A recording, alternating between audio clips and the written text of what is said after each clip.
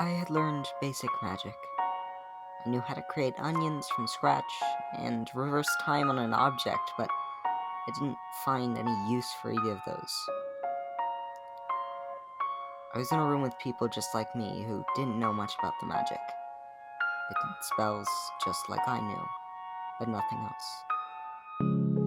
Then someone who looked much different entered the room, with a mask that looked like 8 petals extending from a central point in a flower crown. They snapped to get our attention, so we all turned to face her. They removed their masks and summoned an onion, the one spell I knew. Then they grabbed a tomato from a nearby table and combined it with the onion to make an apple. This was a game changer for me. I didn't know you could put objects back into the mask to combine them. This opened up so many possibilities, and I was determined to learn more about magic. The flower-adorned magician ran away to the desert.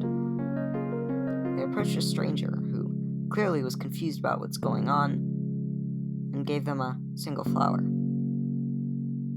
Using a spell that I didn't quite catch, the other person made their own flower, as if they had seen the original magician make their own and learn the spell.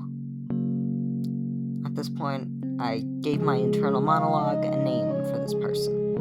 Rose.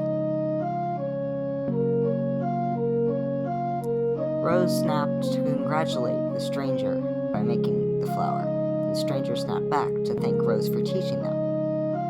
I was there, and I snapped too, for a reason I didn't yet understand. After the stranger had left, I approached Rose.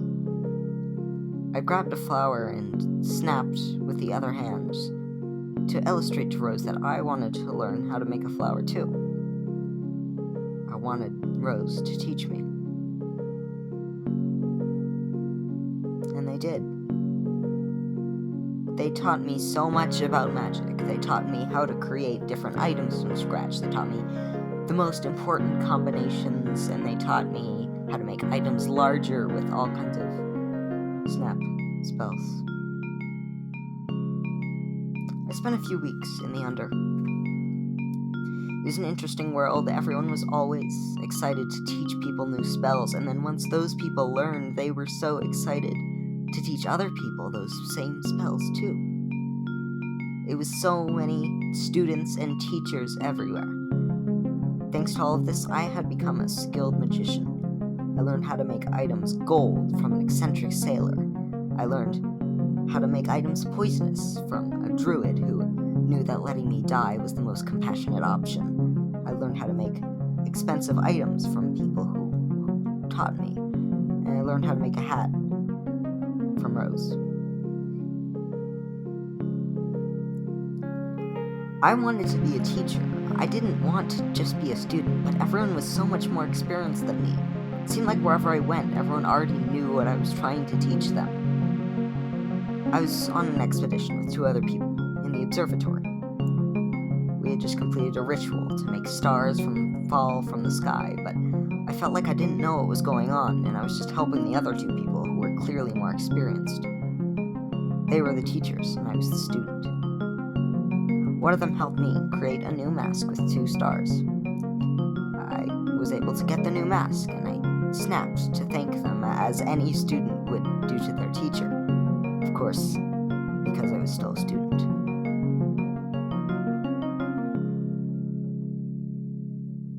I felt this would never change.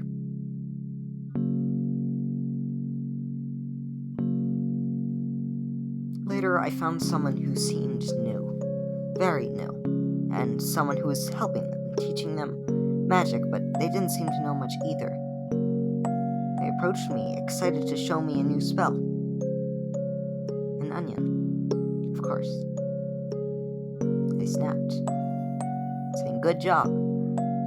Put the onion in my own mask to make some gold. It was a simple enough spell that you could teach to anyone. Then, the other person who was teaching them tossed an onion over to them. We both snapped to illustrate that they should put the onion in the gold. And they did, and all 3 of us had worked together to create a shining golden onion. They snapped to say, "Good job!" Yet again. They made their own gold. Later, the other person made a hat potion. I made a flower and dipped it in the potion. I couldn't find a way to demonstrate because I already had a flower crown, but the other person eagerly grabbed it and illustrated how the hat spell worked. Picked up the stem and was going to reverse time on it, but they eagerly snatched it and began doing it themselves. They were learning so fast. They made their own flower crown. I snapped. They snapped.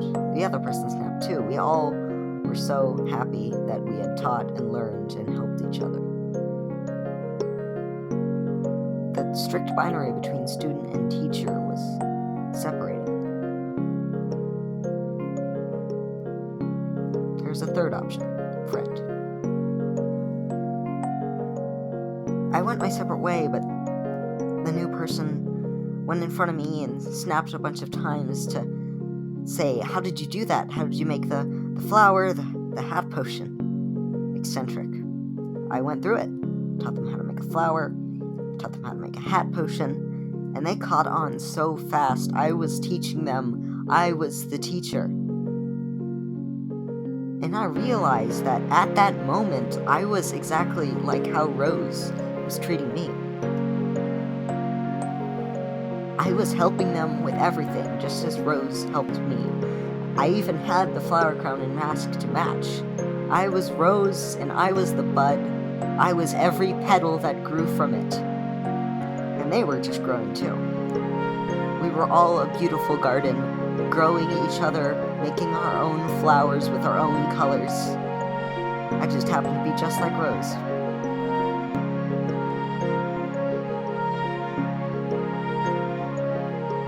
Thanks to Gloria Amber for the music.